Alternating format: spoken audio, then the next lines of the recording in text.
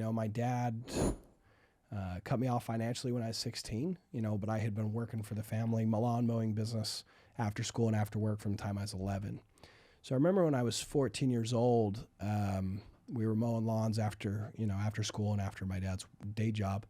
And I remember asking my dad, like, why do we mow other people's lawns? Why are they not mowing our lawns? Why do they have these giant mansions and we don't? Mm-hmm. And my dad's like, I don't know, ask my rich friend. And his name was Clint Sherman. And so Clint has a bunch of rentals. Still to this day, I actually went fishing with him in Alaska this summer. He has a couple hundred doors. And I remember asking my dad, I was like, he doesn't have money. He drives a beat up old truck. He's like, no, son, he has money. He's just cheap.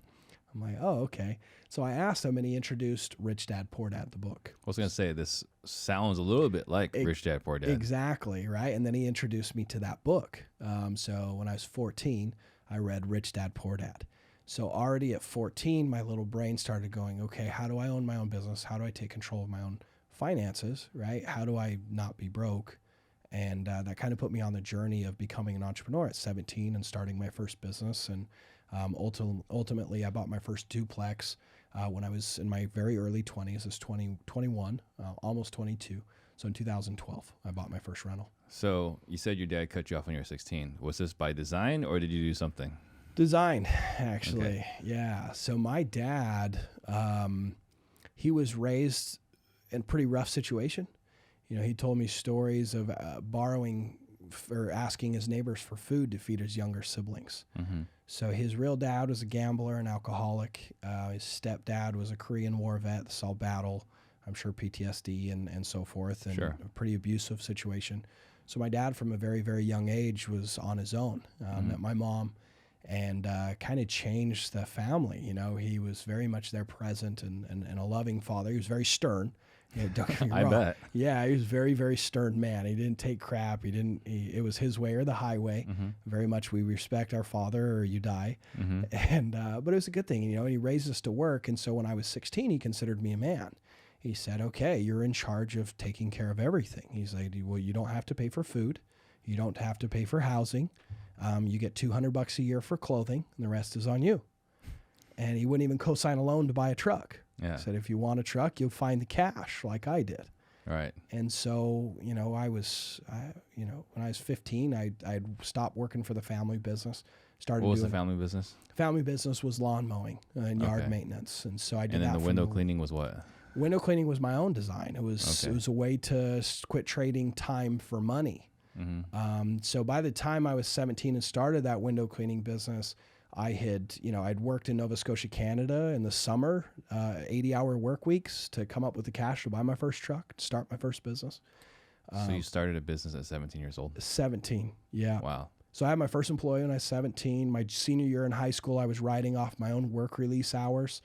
I couldn't sign a business license and get licensed and insured and bonded and everything to get the larger contracts until I was 18 years old. And my dad wouldn't even sign papers with me and use his name or his social security because of the potential risks to his financial situation. Sure. So on my 18th birthday, I went and got my business. That's what I did for my birthday, is I got my first business license so I could get the larger contracts with banks and credit unions and dealerships and get route work and that kind of stuff. So yeah, when I was 17 years old, I was already sick of working for the man. I had made handcrafted cheese, Or framed going houses. to college, or going to high school.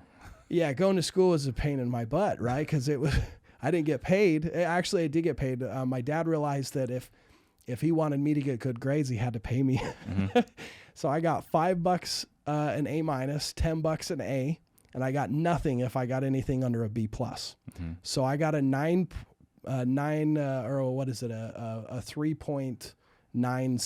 GPA. I got all A's and 1 A minus all through high school because I got paid. Right. And it wasn't because I was smart. It wasn't because I was a good student. I got really good at talking the teachers into feeling sorry for me enough to give me an A. I mean, there was a pretty good argument there. Yeah. I was like, I really want to get into a good college. I had zero interest in going to college, but I wanted my $10. So you were saying that you were doing cottage. What was it? All those other things you did? Still in high school? Yeah, I made handcrafted cheese. Worked for like a cheese company called Beehive Cheese. I did taxidermy at nights. So like skinning ducks and crazy stuff for a taxidermist. Wow. Yeah, that was a nasty job. I did finish carpentry. I framed houses. In the summers, I did. I worked in a wood mill. I worked a big glue machine. You know, where you clamp all the pieces of wood together. So you knew you weren't going to college. I did go to college for a time. Okay. And I didn't know what I was gonna do. I'm asking this because you don't know. I mean, first, we don't have a lot of people starting their businesses at 17, right? I think Yeah. Willie Coleman we had on the show, like he came here when he was 18 years old. He already done like a whole bunch of houses. That's cool. But besides him, most people aren't working legally in high school for themselves. Then you go. No one that I know of has ever started a business and then went to college.